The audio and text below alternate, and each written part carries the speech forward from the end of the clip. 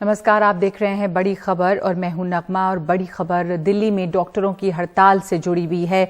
दिल्ली में पिछले 24 घंटों में कोरोना के 496 मामले सामने आए हैं, जो 4 जून के बाद सबसे ज्यादा केसेस हैं। और इस बीच दिल्ली में कोरोना से एक की मौत भी हुई है। लेकिन इन बिगड़ते हालात के बीच दिल्ली के रेजिडेंट डॉक्टर्स हड़ताल पे हैं और उन्होंने अपनी हड़ताल को जारी रखने का फैसला लिया है।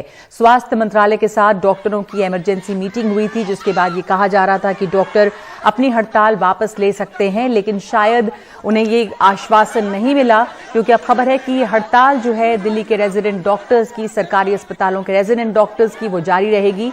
डॉक्टरों की 2 अहम मांगे हैं। कल की पुलिस की बदसलूकी के लिए माफी मांगी जाए और नीट पीजी की जल्द काउंसलिंग की उन्हें लिखित गारंटी मिले। तो अब तक ऐसा कोई आश्वासन उन्हें नहीं मिला है। और कल जब ये प्रोटेस्ट कर रहे थे तो उस समय पुलिस ने डॉक्टरों के साथ जिस तरह की बदसलूकी की है उसके वीडियोस भी सामने आए हैं और उस पर माफी मांगने की मांग भी डॉक्टर्स कर रहे हैं। मिनिस्टर साहब के साथ जो मीटिंग हुई थी उससे हमें लग रहा था कि मिनिस्टर साहब एक तो नीट पीजी के लिए उन्होंने जो आश्वासन दिया और बिल्कुल, और कल जो मेडिकल फ्रेटर्निटी की डिग्निटी के साथ खिलवाड़ हुआ था उस पे जो उन्होंने खेद व्यक्त किया। लेकिन उसके बाद जो ये अभी डेवलपमेंट हो रहा है कि दिल्ली पुलिस और उनकी तरफ से कोई अपॉलॉजी नहीं आना, इसी वजह से आप हड़ताल जारी रखना चाहते हैं। इसीलिए हम थोड़ा सा आश्वासन के बावजूद हम अभी ये देखना चाहते हैं कि इस आश्वासन जो मिनिस्टर साहब ने दिया है उसमें वो क्रेडिबल है कि नहीं। दिखाते हैं इस पर कि डॉक्टर्स की क्या क्या प्रतिक्रिया रही है। इन तस्वीरों में जिन महिलाओं को दिल्ली पुलिस के जवान खींचकर ले जा रहे हैं वो कोई अपराधी नहीं, बल्कि कोविड में अपनी जान की बाजी लगाकर मरीजों की जान बचाने वाले डॉक्टर हैं।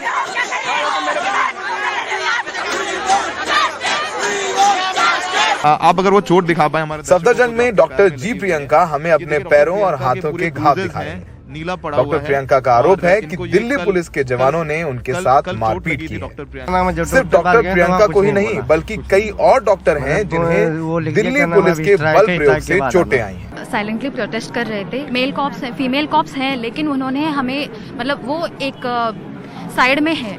मेल कॉप्स मेनली सब लोगों को हैंडल कर रहे हैं। डॉक्टरों और सरकार की इस खींचतान के बीच दिन भर सरकारी अस्पतालों में आने वाले गरीब मरीज परेशान रहे। लड़का को चोट लग गई है, टूट गई हड्डी। कह रहा हड़ताल चलेगा, कोई गारंटी नहीं है, ऑपरेशन हो जाए। क्या कह सर, गरीब आदमी है, मजदूरी करके खाते हैं। सर अकेले हैं, कमाने वाले 3 बच्चे हैं, क्या खाएं क्या करें। दिल्ली पुलिस द्वारा डॉक्टरों से की गई अभद्रता के बाद नाराज डॉक्टरों ने मंगलवार को दिल्ली के सभी अस्पतालों में काम बंद कर दिया। सफदरजंग अस्पताल के परिसर में हजारों की तादाद में डॉक्टर केंद्रीय स्वास्थ्य मंत्री मनसुख मांडविया को घेरने स्वास्थ्य मंत्रालय की तरफ निकले, तो दिल्ली पुलिस ने सफदरजंग अस्पताल को छावनी में तब्दील कर डॉक्टरों को कैंपस में ही रोक लिया। स्वास्थ्य मंत्री मनसुख मांडविया ने भी अपना रुख नर्म करते हुए डॉक्टरों के साथ मुलाकात कर उनकी मांगों को मानने का आश्वासन दिया और उनके साथ हुए सलूक के लिए खेद जताया। सभी रेसिडेंट डॉक्टर के साथ मेरी आज विस्तार से मीटिंग हुई है। सुप्रीम कोर्ट में केस सब जुडिशियल होने से हम काउंसलिंग नहीं कर पा रहे हैं, लेकिन 6 तारीख को सुप्रीम कोर्ट में सुनवाई है।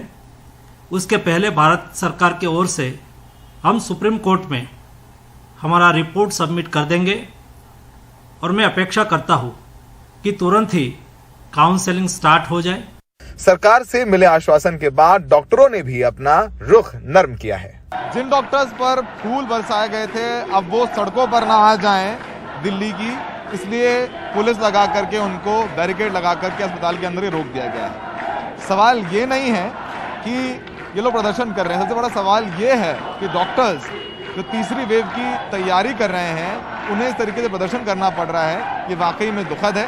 फिलहाल सरकार से आश्वासन मिल रहा है इन्हें, लेकिन जब तक इन 42 डॉक्टर्स जिनकी नीट पीजी की काउंसलिंग होनी है तब तक वो लोग आ नहीं जाते इन अस्पतालों में, तब तक इन डॉक्टर्स को राहत नहीं मिलने वाली। सहयोगी शशिकांत झा के साथ दिल्ली में सौरभ शुक्ला, NDTV इंडिया।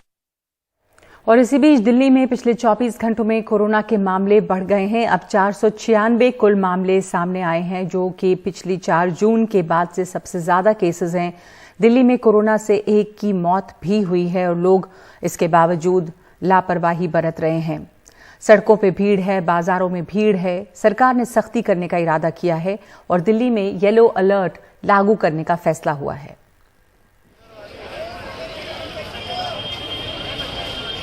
इस हुजूम में बहुत सारे लोगों ने मास्क नहीं लगा रखा है, सोशल डिस्टेंसिंग का भी ख्याल नहीं है, जबकि दिल्ली सरकार ने और सख्त पाबंदियों की बात की है। दिल्ली में कोविड के मामले 2 हफ्ते में 166% बढ़ गए हैं। थोड़ा सा दुख होता है जब देखते हैं मार्केट के अंदर इतनी भीड़ है, मॉल के अंदर इतनी भीड़ है, तस्वीरें आती हैं, वीडियो आते हैं और इतनी भीड़ में किसी ने मास्क नहीं पहन रखा। अगर आप अपना ख्याल नहीं रखेंगे तो फिर कौन रखेगा? ये तस्वीरें नहीं आनी चाहिए बिल्कुल भी कि मार्केट के अंदर इतने भारी भीड़ लग रही है, फिर हमें मार्केट बंद करने पड़ेंगे। वो तो अच्छी चीज नहीं है। 2 साल के अंदर इतनी बार पाबंदियां लगी कि आप सब लोग थक चुके हैं, लेकिन क्या करें, जरूरी है। दिल्ली में येलो अलर्ट का मतलब है सभी स्कूल कॉलेज बंद, सिनेमा, जिम, स्पा बंद, रेस्टोरेंट और जिम बस 10 बजे तक खुलेंगे, रात 10 से सुबह 5 बजे तक कर्फ्यू, बस मेट्रो में आधी क्षमता तक सवारी, शादी और अंतिम संस्कार में अधिकतम 20 लोग। जिम मालिक अब एक और लॉकडाउन से परेशान है। पिछले 2 सालों में हम पहले ही बहुत कुछ झेल चुके हैं। हम इस समय बहुत दबाव में हैं और इस लॉकडाउन के बाद ये इंडस्ट्री खत्म हो सकती है। आज जो दिल्ली येलो अलर्ट पर गया है, केसेस की बढ़ोतरी और ओमिक्रॉन वेरिएंट के डर से यहाँ की मशहूर सरोजनी नगर मार्केट ऐसी दिख रही है। भीड़ अभी भी है और कई लोगों ने मास्क उतार रखे हैं, लेकिन जल्द ही माहौल बदल सकता है क्योंकि दिल्ली तीसरी लहर की ओर बढ़ रहा है। दिल्ली के ILBS की जीनोम सीक्वेंसिंग लैब के मुताबिक दिल्ली में पहले कोविड के सभी मामलों में ओमिक्रॉन के बस 2 से 3% केस थे, जो अब 30% से ऊपर हैं। पिछले कुछ दिनों में ट्रैवल हिस्ट्री की वजह से ओमिक्रॉन के मामले बढ़े हैं। हमारे अनुभव के अनुसार ओमिक्रॉन के मामले 2-3% से 30% तक बढ़े हैं, जो कि आने वाले समय में बढ़ेंगे। आने वाले समय में ओमिक्रॉन सबसे ज्यादा फैलने वाला कोरोना का वेरिएंट बन सकता है। कोविड की फिर से बढ़ती रफ्तार देख मंगलवार को केंद्रीय स्वास्थ्य सचिव ने राज्यों के प्रमुख सचिवों से मुलाकात की और तीसरी लहर के लिए तैयारी का जायजा लिया। मोहम्मद मुरसलीन के साथ मेहर पांडे की रिपोर्ट, NDTV इंडिया। ओमिक्रॉन के संक्रमण को देखते हुए आज से कर्नाटक में भी रात के 10 बजे से सुबह 5 बजे तक कर्फ्यू लगा दिया गया है ताकि नए साल के जश्न के नाम पर भीड़ न जमा हो। और आज से पूरे राज्य में ऑक्सीजन प्लांट की जांच के लिए मॉक ड्रिल शुरू की गई है ताकि अगर तीसरी लहर कोविड की आई तो उसका सामना किया जा सके। बेंगलुरु के CV रमन अस्पताल में ऑक्सीजन प्लांट की मॉक ड्रिल वरिष्ठ अधिकारियों की देखरेख में, ये जानने के लिए कि प्लांट सही ढंग से काम कर रहे हैं या नहीं। फिलहाल राज्य में 1400 मैट्रिक टन ऑक्सीजन प्रतिदिन बनाने की क्षमता है। दूसरी लहर की पीक के दौरान 1200 से 1300 मैट्रिक टन की जरूरत थी और इसकी कमी की वजह से लोगों की जान गई थी। कोविड-19 के तीसरे वेव की संभावना है और इसी को देखते हुए हम ये पता कर रहे हैं कि हम कितने चाक चौबंद हैं। ऑक्सीजन प्लांट सही से काम कर रहा है या नहीं, जो घनत्व ऑक्सीजन का होना चाहिए वो हमें मिल पा रहा है या नहीं। ओमिक्रॉन की वजह से तीसरे वेव का खतरा मंडराने लगा है। ऐसे में कर्नाटक में स्वास्थ्य सेवा को चुस्त दुरुस्त करने की कवायद शुरू हो चुकी है। इसके साथ साथ कुछ एहतियाती कदम भी उठाए जा रहे हैं। अब बेंगलुरु के साथ साथ राज्य के दूसरे हिस्सों में 7 जनवरी तक रात 10 बजे से सुबह 5 बजे तक कर्फ्यू रहेगा, यानी सड़कों या होटलों में आधी रात का जश्न नहीं होगा। बस घरों में जश्न होगा, अपार्टमेंट्स में भी नहीं।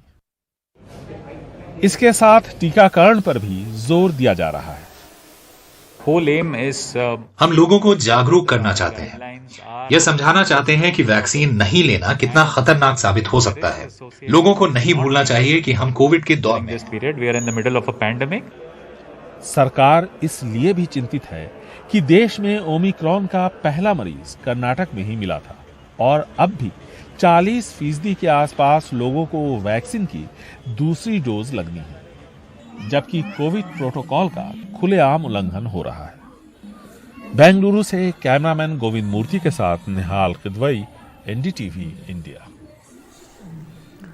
और कन्नौज की खबर। अब कन्नौज में कारोबारी पीयूष जैन पे डीआरआई का शिकंजा कस रहा है। 23 गोल्ड बार यानी कि सोने की जो बिस्किट्स मिली हैं, सोने की जो ईंट मिली है, उसकी बरामदगी के मामले में डीआरआई अलग से केस दर्ज कर रही है। डीआरआई ने बरामद सोने की 23 ईंटों को अपने कब्जे में ले लिया है। अधिकारियों के मुताबिक गोल्ड बार के ऊपर गुदे सीरियल नंबर को मिटाने की कोशिश की गई। शुरुआती तफ्तीश में पता चला है कि गोल्ड नया है, पुराना नहीं। एजेंसी को शक है कि सोना स्मगलिंग के जरिए दुबई से मंगाया गया। कानपुर और कन्नौज में पड़े छापों में मिला करीब 200 करोड़ कैश 46 बक्सों में भर के स्टेट बैंक में जमा किया गया है। 23 करोड़ के विदेशी सोने की भी जांच हो रही है। लोग हैरत में हैं कि अक्सर पुरानी बजाज प्रिया स्कूटर पे पजामा और हवाई चप्पल पहनकर चलने वाले पीयूष जैन के पास ये बेहिसाब दौलत कहां से आई, कब आई। और नए साल में महंगाई को लेकर एक और झटका और लोगों के लिए कुछ बुरी खबर। आम लोगों को और परेशानी बढ़ सकती है क्योंकि 1 जनवरी से जूते चप्पल पे और रेडीमेड कपड़ों पर जीएसटी 5% से बढ़कर 12% तक करने का प्रस्ताव है। हालांकि इसका काफी विरोध हो रहा है। ये चप्पल पहले 20 रुपए की बिकती थी, जिसमें जीएसटी 1 रुपए था। अब 12% से ऊपर इसके ऊपर जीएसटी 2.5 रुपए हो गया, तो गरीब आदमी को इसके लिए बहुत बड़ा नुकसान उठाना पड़ेगा। दिल्ली के लॉरेंस रोड पर चप्पल की फैक्ट्री के मालिक विजय कुमार बंसल की चप्पलें और जूते देश के दूर दराज इलाकों में जाते हैं। कोरोना के चलते घाटा खा चुके विजय कुमार अब जूते चप्पल पर जीएसटी बढ़ाने की बात सुनकर नाराज हैं। उनकी सस्ती चप्पलें अब महंगी होंगी, जिससे बिक्री घट सकती है। हमारे कारोबार मध्यम वर्गीय और गरीब वर्गीय के लोग पहनते हैं, जिसके ऊपर की पहले 5% जीएसटी था, और जो 500 रुपए तक का जूता था उस पर 5% का जीएसटी था, और 500 रुपए से ऊपर का जो जूता था उसके ऊपर 18% जीएसटी था। अब सरकार ने जो 1000 रुपए का जूता बनाते थे उस पर भी 12% कर दिया, और हमारे कारोबार पर भी 12% कर दिया। जो कि 20 रुपए की चप्पल के ऊपर हम 1 रुपए जीएसटी देते थे, अब वो हमारे को 2.5 रुपए देना पड़ेगा बढ़ाकर। और गरीब आदमी की जेब के ऊपर इसके ऊपर बहुत भारी नुकसान होगा। अच्छा। और दूसरा, फैक्ट्री के अंदर लागत भी बढ़ेगी। इसके अलावा रेडीमेड गारमेंट पर भी जीएसटी 5% से बढ़ाकर 12% करने की योजना है। यानी 200 रुपए का जो कपड़ा अब तक 210 रुपए में मिलता था, वो अब बढ़कर 224 रुपए तक हो सकता है। ट्रेडर्स एसोसिएशन ने भी वित्त मंत्री को पत्र लिखकर कहा है कि कपड़ों पर जीएसटी 5% रखी जाए। टैक्स बढ़ने से कोरोना काल के घाटे से उबर रहे छोटे कारोबारियों को झटका लगेगा। चीन, बांग्लादेश, वियतनाम के मुकाबले हमारे कपड़े महंगे होंगे, जिससे हमारा निर्यात कम होने का अंदेशा है। देश की 85% जनता आज भी 1000 रुपए से नीचे का कपड़ा या जूता खरीदती है, और वो अब 12% के दायरे में होगा। Confederation of all India traders ने इस मुद्दे को लेकर के केंद्रीय वित्त मंत्री श्रीमती निर्मला सीतारमण को एक पत्र भेजा है और उनसे आग्रह किया है कि इस वृद्धि को स्थगित किया जाए और व्यापारियों से बात करके इस पर सर्वानुमति बनाई जाए। उधर तेलंगाना के कॉमर्स मंत्री और पश्चिम बंगाल के वित्त सलाहकार अमित मित्रा ने भी पत्र लिखकर केंद्र सरकार को आगाह किया है कि जीएसटी की दर बढ़ने से करीब 15 लाख रोजगार और 1 लाख छोटी यूनिट पर असर पड़ेगा।